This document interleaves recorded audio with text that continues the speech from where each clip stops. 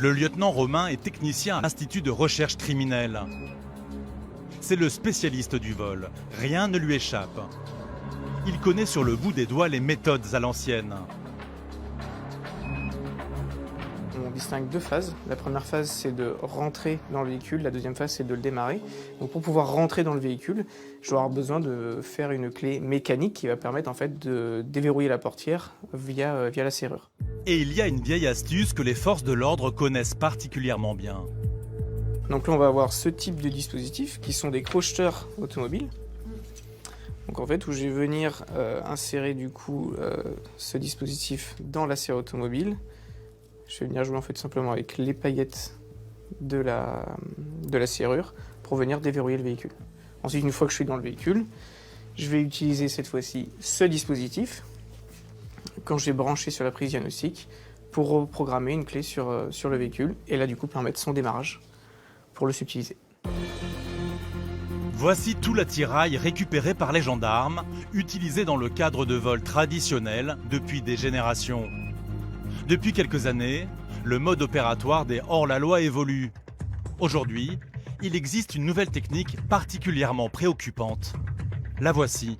Là, on est sur un vol de véhicule entre le démarrage et l'ouverture qui a pris moins de 30 secondes. Voler une voiture en moins de 30 secondes sans laisser de traces, comment est-ce possible? Quelle est cette méthode utilisée aujourd'hui en France et dans le reste du monde? Pour comprendre, il faut se rendre dans le département véhicule. Donc là, la personne qui va rentrer chez elle va déposer les clés près de sa porte d'entrée. Et là, on peut voir que le véhicule ne va plus détecter la clé à proximité. Et du coup, on ne pourra plus l'ouvrir. C'est cette faille qui va être utilisée par une personne qui souhaite par exemple voler le véhicule. Va venir capter à l'aide de cette antenne le signal de la clé. Et grâce à l'autre antenne, la deuxième personne va pouvoir faire croire au véhicule que la clé est à côté d'elle pour permettre son ouverture.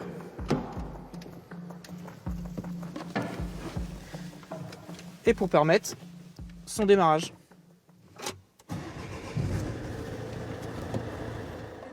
Le mode opératoire a de quoi faire peur. En moins de 30 secondes, on peut ouvrir et démarrer les tout derniers modèles. Je remets les anciennes méthodes qui étaient auparavant utilisées, qu'on pouvait voir dans beaucoup de films, qui consistaient à manipuler les câbles de démarrage, n'existent plus du tout. On est passé à des moyens électroniques qui exploitent des failles de sécurité des constructeurs automobiles pour permettre le démarrage et le vol de véhicules.